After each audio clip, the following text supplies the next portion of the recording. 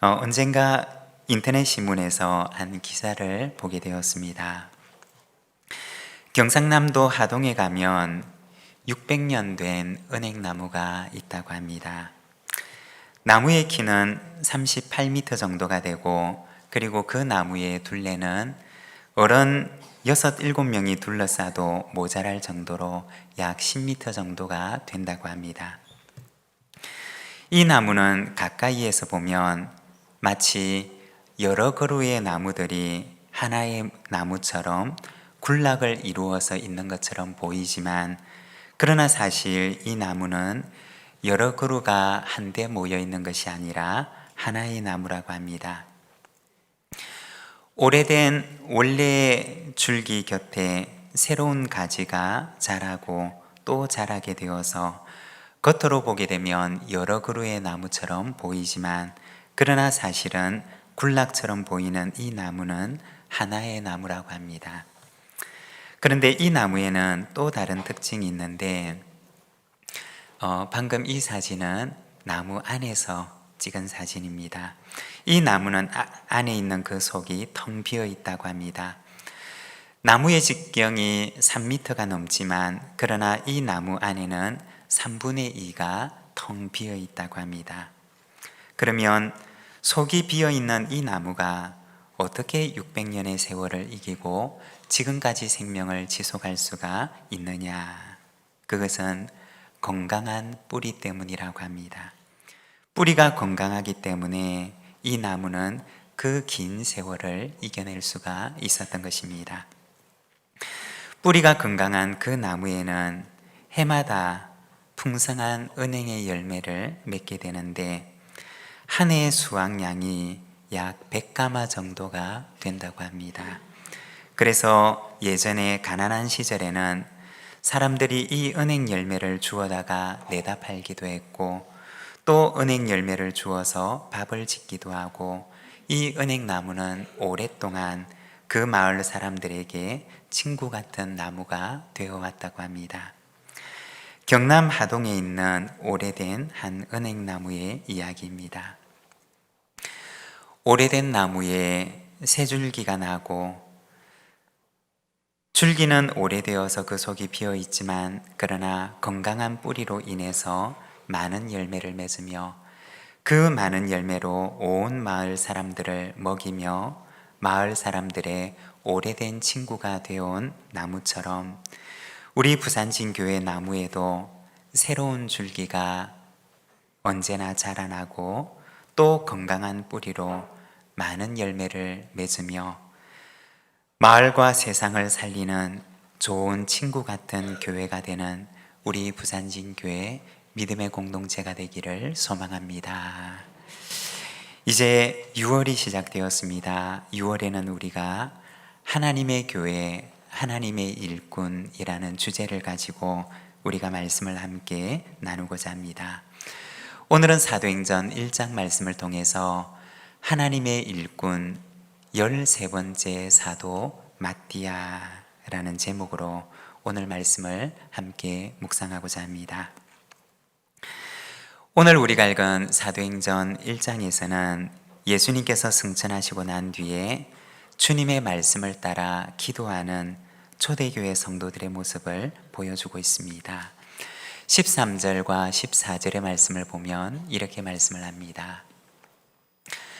들어가 그들이 유하는 다락방으로 올라가니 베드로, 요한, 야고보, 안드레와 빌립, 도마와 바돌로메, 마테와 및 알페오의 아들 야고보, 셀롯인 시몬, 야고보의 아들 유다가 다 거기 있어 여자들과 예수의 어머니 마리아와 예수의 아우들과 더불어 마음을 같이하여 오로지 기도에 힘쓰더라. 여기에 보면 첫 교회의 모습을 보여주고 있습니다. 13절에 보면 그들이 유하는 다락방으로 올라가니 라고 말씀을 합니다. 성경이 더 자세한 정보를 주지 않아서 우리가 정확하게는 알 수가 없지만, 성경을 연구하는 학자들은 조심스럽게 추정하기를 아마도 그들이 기도했던 이곳은 예수님께서 제자들과 함께 예루살렘에서 마지막 만찬을 나누었고 또 초기 교회 공동체가 함께 기도하는 장소로 모였던 마가의 다락방이었을 것이다 라고 추정을 합니다. 사도행전 12장 12절에 보면 이렇게 말씀을 합니다. 깨닫고 마가라는 요한의 어머니 마리아의 집에 가니 여러 사람이 거기에 모여 기도하고 있더라. 이 사도행전 말씀을 보게 되면 마가의 그 가정집은 많은 사람들의 기도하는 처소로 이용이 되었음을 말하고 있습니다. 아마도 오늘 본문에 나와 있는 이곳이 초기 교회 모임과 기도의 장소가 되었던 마가의 다락방이었을 것입니다. 오늘 말씀에 보면 거기에 모여 있는 사람들의 이름을 보여주는데 13절과 14절에 보면 베드로, 요한, 야고보, 안드레와 빌립, 도마와 바돌로메, 마테와 및 알페오의 아들 야고보, 셀로딘 시몬, 야고보의 아들 유다가 다 거기 있어 여자들과 예수의 어머니 마리아와 예수의 아우들과 더불어 마음을 같이하여 오로지 기도에 힘쓰더라고 말합니다. 이 말씀을 보게 되면 아마도 그 다락방에 모였던 그 첫 모임은 약 20명 정도 되는 모임이었을 것입니다. 이 첫 모임에 참석하고 있는 이들은 어떤 사람들, 또 어떤 공동체였느냐? 그들은 부활의 공동체였습니다. 예수님의 부활을 직접 경험했던 사람들이 모였던 공동체였던 것입니다. 예수님의 부활을 직접 경험하기 이전과 그리고 예수님의 부활을 직접 경험한 이후의 사람들은 결코 같은 사람이 될 수가 없습니다. 미국의 극작가인 유진 오닐이라고 하는 사람의 작품 가운데 나사로가 웃었다라고 하는 작품이 있습니다. 여러분 혹시 나사로라고 하는 이름을 기억하십니까? 들어보신 적이 있으십니까? 이 나사로라고 하는 이름은 복음서에 보게 되면 예수님께서 죽은 나사로를 살리는 기적을 행하시는데 나사로가 죽었다라고 하는 이 작품에서는 죽음에서 다시 살아나는 것을 경험한 나사로의 삶이 그 이전과 달리 그 이후에 어떻게 변화되었는가 라고 하는 것을 극을 통해서 보여주는 작품입니다. 즉 부활을 경험한 그 이후의 삶을 말해주는 것입니다. 여러분, 죽음을 경험하고 그리고 죽음에서 살아나는 것을 경험하고 나게 되면 어떤 변화가 우리에게 찾아오게 될까요? 삶을 바라보는 관점, 인생에 정말 무엇이 중요하고 무엇이 중요하지 않은지를 알게 될 것입니다. 오늘 본문에 나와 있는 여기에 모여 있는 이 사람들은 어떤 사람들이었느냐? 바로 예수님의 부활을 경험했던 부활의 공동체였던 것입니다. 어떤 변화가 그들에게 일어났을까요? 오늘 본문에 보게 되면 그들은 기도하는 공동체가 되었던 것을 보여줍니다. 예수님의 부활을 경험하고 하나님의 살아계심을 경험하고 하나님의 능력을 경험했던 이들은 바로 확신 가운데 기도하는 기도의 공동체가 되었던 것입니다. 여러분, 우리가 생각을 해보면 이들의 기도 속에는 얼마나 확신이 가득 차 있었을까요? 그리고 성경에 보면 또 하나의 특징이 나타나는데 한 마음으로 혹은 마음을 같이하여 라고 하는 말이 나옵니다.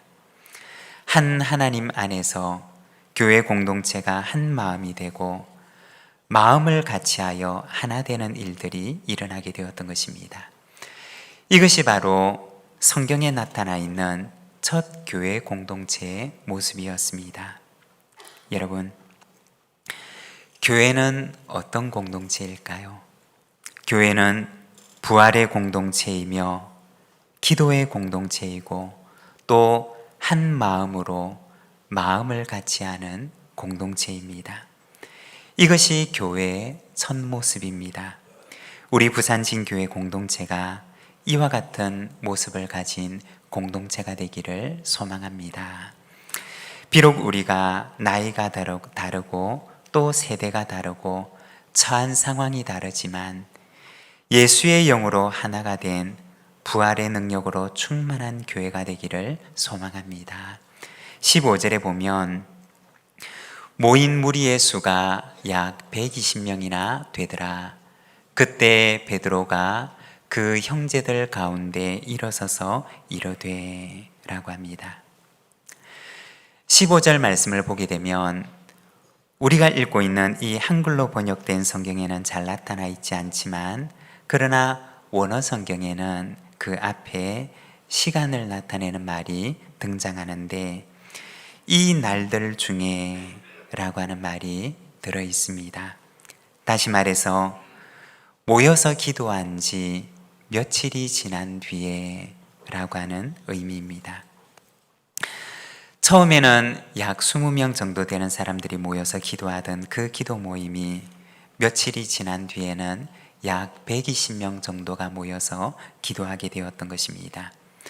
그때 베드로가 일어나서 가룟 유다의 배신이 성경의 예언이 이루어진 사실이라는 것을 말하고 성경의 말씀을 따라서 가룟 유다의 직분을 대신할 사람을 다시 세울 것을 제안을 하게 됩니다. 20절 하반절 말씀을 보게 되면 또 일러스되 그의 직분을 타인이 취하게 하소서 하였도다 라고 하면서 시편 109편 8절의 말씀을 인용하면서 가룟 유다의 직분을 대신할 사람을 세울 것을 제안하게 됩니다. 그리고 그를 대신해서 예루살렘 교회는 그 직무를 대신 감당할 사람을 세우게 되는데 오늘 우리가 읽었던 말씀이 바로 그 이야기를 우리에게 들려줍니다. 오늘은 우리가 이 말씀을 통해서 교회의 직분 그리고 교회의 직무는 어떠한 모습이었는가에 대해서 우리가 잠깐 함께 말씀을 묵상하고자 합니다. 여러분, 교회의 직무는 어떠한 모습일까요? 교회의 직분의 그 첫 모습은 어떠한 것이었을까요? 먼저 첫 번째 교회의 직무는 봉사의 직무입니다. 23절에서 25절의 말씀입니다. 그들이 두 사람을 내세우니 하나는 바사바라고도 하고 별명은 유수도라고 하는 요셉이요 하나는 마띠아라. 그들이 기도하여 이르되 뭇 사람의 마음을 아시는 주여 이 두 사람 중에 누가 주님께 택하신 바 되어 봉사와 및 사도의 직무를 대신할 자인지를 보이시옵소서. 유다는 이 직무를 버리고 제 곳으로 갔나이다 하고. 아멘. 네, 감사합니다. 우리 중고등부에서 이렇게 말씀을 읽으셨습니다. 우리 박수로 네, 감사합니다. 여기에 보면 이 직무가 어떤 직무인지를 보여주는데 25절에 보면 봉사와 및 사도의 직무라고 이야기를 합니다. 먼저 첫 번째로 그 직무는 봉사의 직무임을 말합니다. 여러분, 우리가 기억을 해야 할 것이 있는데 교회의 모든 직무들은 바로 봉사의 직무라는 것입니다. 여기서 봉사라고 하는 말은 원어 성경의 헬라어로 디아코니아라고 하는 단어를 사용합니다. 이 말은 섬김 혹은 섬기다 라는 뜻을 지닌 말입니다. 초대 교회에는 섬기는 사람이라는 의미로 디아코노스라고 하는 직분을 두기도 했습니다. 이것은 오늘날 교회 직분 가운데 집사라고 하는 직분을 가리키는 말입니다. 교회에 보면 집사라고 하는 직분이 있습니다. 이것을 한자로 보게 되면 한자로 보게 되면 이 집사라고 하는 글 가운데 이 사자를 일사 혹은 섬길사를 뜻하는 사자를 사용하는데, 이 사자가 의미하는 것은 바로 섬기다 라는 뜻을 지닌 말입니다. 이 말은 섬기는 사람이라고 하는 뜻을 가진 성경에 나오는 초대교회 직분 가운데 하나인 디아코노스라고 하는 말을 번역해서 집사, 섬기는 사람이라는 의미로 교회의 직분을 두게 되었던 것입니다. 집사뿐만 아니라 교회의 모든 직분들, 교회에서 우리가 맡는 모든 직분들은 바로 섬기는 직분이고 또 섬기는 직무라는 것입니다. 그런데 우리가 생각을 해보면 만일에 섬김의 마음을 잃어버린 직분이 된다면 어떻게 될까요? 섬김의 마음은 잃어버리고 직분만 남아있게 된다면 어떻게 될까요? 우리가 조금 전에 잠시 나누었던 이야기 가운데 600년 동안 마을 사람들의 친구가 되었던 한 은행나무를 보게 되었는데, 그런데 그 오래된 은행나무에 계속해서 새로운 가지가 돋아나지 않았더라면 어떻게 되었을까요? 아마도 줄기가 텅 비어 있는 그 은행나무는 진작에 그 수명을 다하게 되었을 것입니다.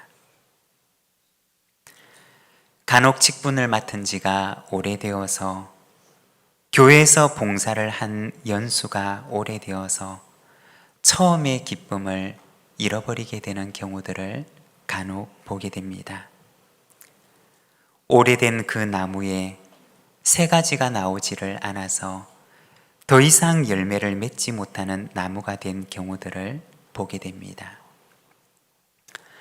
여러분, 오래된 나무일수록 새 가지가 필요한 것처럼 직분이 오래되고 봉사의 연수가 오래될수록 그 안에서 계속해서 새로운 가지가 돋아나야지 그 나무가 살아갈 수가 있다는 것입니다. 여러분, 내 안에 그리고 우리 안에 날마다 새로운 가지가 싹틀 수 있도록 더 많이 기도하고 더 많이 찬송하고 더 간절하게 하나님 앞에 나아가는 우리 믿음의 가족들이 되시기를 바랍니다. 오래되어도 잎이 청청한 나무가 되어서 철을 따라 열매를 맺는 하나님 보시기에 아름다운 나무들이 되시기를 바랍니다. 그리고 두 번째, 교회의 직무는 사도의 직무입니다. 25절의 말씀입니다. 봉사와 및 사도의 직무를 대신할 자인지를 보이시옵소서. 유다는 이 직무를 버리고 제 곳으로 갔나이다 하고. 아멘. 네, 잘 읽어주셔서 감사합니다. 네.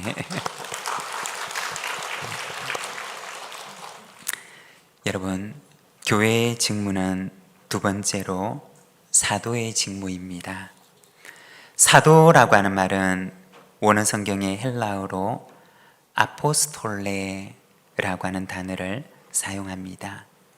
이 말은 보내다 라는 뜻을 지닌 말입니다.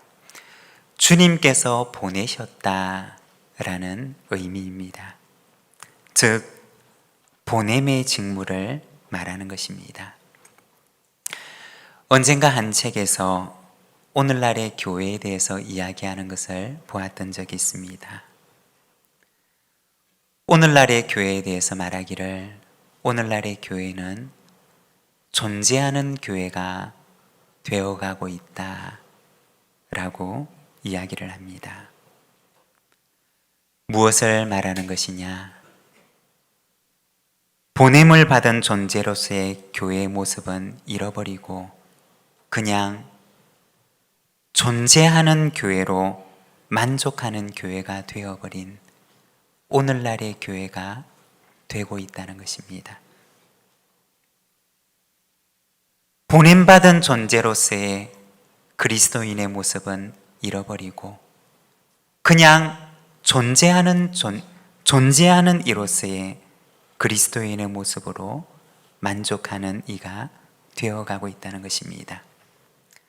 오늘날의 교회가, 오늘날의 기독교가, 오늘날의 그리스도인들이 보냄받은 사도적 사명은 잃어버리고 그냥 나 혼자 이렇게 존재하는 것으로만 만족하는 교회가 되어가고 있다는 것입니다. 이것이 오늘날의 교회의 모습이 되고 있다는 것입니다. 새로운 싹을 내기보다는, 새로운 가지를 움돋기보다는 그냥 나 혼자 오래된 모습 이대로 그냥 나 혼자 존재하는 것으로 만족해가는 그와 같은 교회가 그리스도인이 되어가고 있다는 것입니다.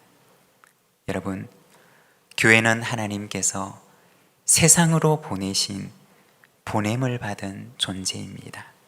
우리 그리스도인들은 하나님께서 세상을 향하여 사명을 주어 보내시는 존재라는 것입니다. 우리를 가정으로 보내시고, 우리를 학교로 보내시고, 우리를 직장으로 보내시며, 우리를 삶의 현장으로 보내신 보냄을 받은 존재라는 것입니다. 거기에서 가정을, 그리고 학교를, 직장을, 우리가 살아가는 삶의 현장을 하나님의 나라로 만들려고 하는 사명을 주어서 주님께서는 우리를 보내시는 것입니다. 여러분, 보냄의 사명을 잘 감당하는 하나님의 백성들이 되시기를 바랍니다. 하나님의 그 소망을 품고, 하나님의 그 바램을 품고, 하나님의 그 부탁을 가지고 가는 곳마다 나의 삶의 연장을 하나님의 나라로 만들며 살아가는 보냄받은 이로 살아가시기를 바랍니다. 우리를 향한 하나님의 소망입니다. 그리고 세 번째, 교회의 직무는 고난과 영광의 직무입니다. 26절의 말씀입니다. 제비 뽑아 마띠아를 얻으니 그가 11 사도의 수에 들어가니라. 아멘. 네, 잘 읽으셔서 우리 감사합니다. 청거된 두 사람 중에 제비를 뽑아서 마띠아라고 하는 사람이 가룟 유다를 대신하여 사도의 직무를 맡게 됩니다. 그런데 23절의 말씀을 보게 되면 마띠아라고 하는 이 사람에 대해서는 아주 짧게 언급을 하고, 뽑히지 않은 요셉이라고 하는 사람에 대해서는 상대적으로 길게 언급을 하고 있습니다. 만일에 우리가 이 결과를 알지 못했더라면 우리는 이 성경을 읽으면서 마띠아가 아니라 이렇게 길게 설명을 하고 있는 것을 보니 요셉이라고 하는 사람이 사도로 뽑히게 되나 보다 라는 생각이 들 수도 있었을 것입니다. 두 사람 중에 한 사람이 사도로 뽑히게 되었으니 여러분, 초대교회는 어떻게 되었을까요? 아마도 그 공동체 안에는 마띠아가 뽑혔으면 하고 바랬던 사람도 있었을 것입니다. 그리고 그 가운데는 아니야, 요셉이 뽑혔으면 하는 바램을 가졌던 사람들도 있었을 것입니다. 그런데 그 둘 중에 한 사람만이 뽑혔으니 그 공동체는 어떻게 되었을까요? 그 공동체는 마띠아를 원하는 사람과 요셉을 원하는 사람들 사이에 갈등이 일어나게 되었을까요? 우리가 성경을 보게 되면 그 이후에도 교회는 여전히 마음을 같이 하고 있었고, 그리고 이것을 하나님의 뜻으로 받아들이며 순종하는 모습을 보여줍니다. 그 당시 마띠아라고 하는 사람이 직분을 받게 되었다라고 하는 것은 무엇을 의미하는 것이었느냐? 그가 더 많은 수고와 봉사를 해야 하고, 더 많은 고난의 십자가를 져야 하고, 더 무거운 책임의 십자가를 져야 하는 것을 의미하는 것이었습니다. 그 당시에 사도가 된다고 하는 것은 영광의 자리가 아니었습니다. 그 자리는 영광의 면류관이 아니라 고난의 가시관을 쓰는 자리였습니다. 교회 전승에 따르게 되면 사도의 직분을 맡았던 이들은 주님께서 보내시는 곳으로 가게 되는데, 그들은 모두가 다 주님께서 보내시는 그곳에서 그에게 주어진 사도의 직무를 감당하게 됩니다. 13번째 사도로 뽑혔던 이 마띠아라고 하는 사람은 훗날 에티오피아에 가서 사도의 직무를 감당하며 복음을 전하게 되는데, 복음을 전하다가 그는 마지막에 이 에티오피아에서 순교했다고 전해집니다. 마띠아가 사도로 선택을 받았다는 것은 무엇을 의미하는 것이냐? 그것은 순교를 의미하는 것이었습니다. 주님께서 보내시는 곳에, 주님께서 가고 싶어 하는 곳에, 주님께서 가시는 그곳에 주님을 대신하여 가서 그곳에서 복음을 전하며 죽음이라도 달게 받는 순교자가 된다는 것을 의미하는 자리였던 것입니다. 그것이 끝이었을까요? 마띠아가 순교를 했던 그 자리는 고난의 자리였고 십자가의 자리였지만, 그러나 그 길 끝에는 그를 맞아주시는 주님께서 계시고 하늘의 영광이 기다리고 있는 자리였던 것입니다. 교회의 직무는 어떤 자리냐? 그 자리는 고난의 자리이며 또한 영광의 자리입니다. 고난도 있지만 이 길 끝에는 충성된 자에게 주시는 하나님의 영광이 기다리고 있는 자리입니다. 교회의 모든 직무는 봉사의 직무입니다. 그리고 교회의 직무는 보냄의 직무이며 사도적인 직무입니다. 또한 교회의 직무는 고난의 직무이고 또한 영광의 직무입니다. 주님께서 우리에게 맡기신 봉사와 보냄과 고난과 영광의 직무를 잘 감당하는 주님의 충성된 일꾼들이 되시기를 바랍니다.